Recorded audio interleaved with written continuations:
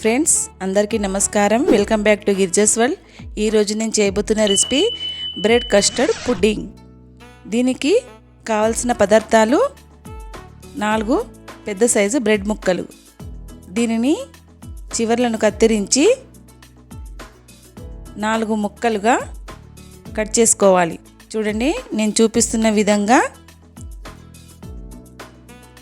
Cut చేసుకోవాలి.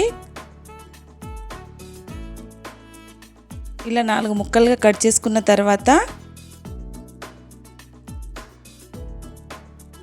మీకు కావలిస్తే ఇంకా చిన్న సైజులో కూడా కట్ చేసుకోవచ్చు. నేనైతే దీనిని 4 ముక్కలుగా కట్ చేసుకుంటున్నాను. అన్నీ ఈ విధంగా కట్ చేసుకున్న తర్వాత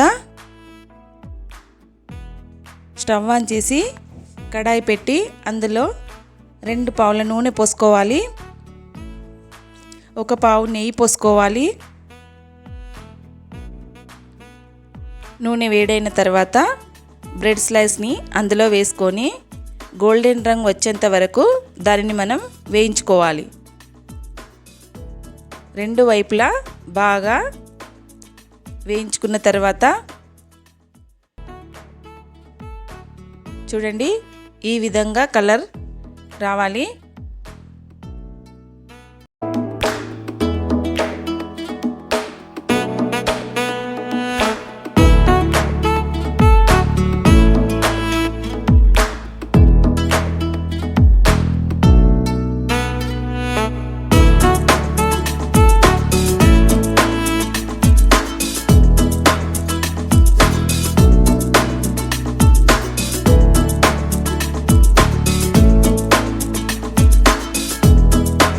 అన్నీ ఈ విధంగా ఫ్రై చేసుకోవాలి.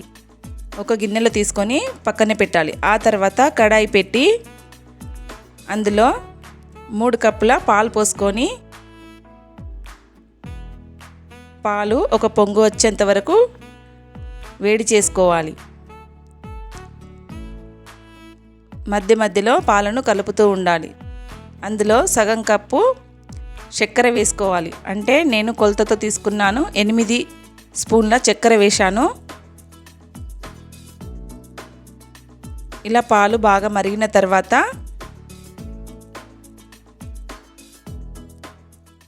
2 స్పూన్ల కస్టర్డ్ పౌడర్ని తీసుకున్నాను. అది కాస్త పాలల్లో వేసి బాగా కలుపుకోవాలి. ఉండలు లేకుండా బాగా మిక్స్ చేసుకోవాలి. చూడండి, ఈ విధంగా చేసిన తర్వాత ఈ మరుగుతున్న పాలలో మనం ఈ తయారు చేసుకున్న కస్టర్డ్ పౌడర్ని వేసుకోవాలి. ఇలా పాలు మరిగిన తర్వాత చిక్కబడతాయి. చూడండి, ఇలా మధ్య మధ్యలో కలుపుతూ ఉండాలి.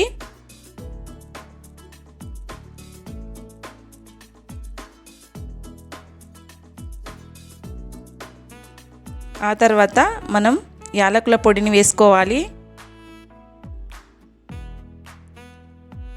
యాలకుల పొడి వేసిన తర్వాత దీనిని మొత్తం బాగా కలుపుకోవాలి.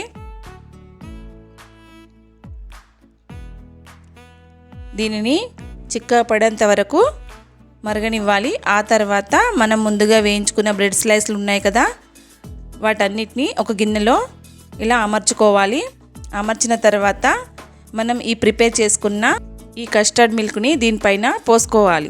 చూడండి, నేను చూపిస్తున్న విధంగా పోసుకోవాలి.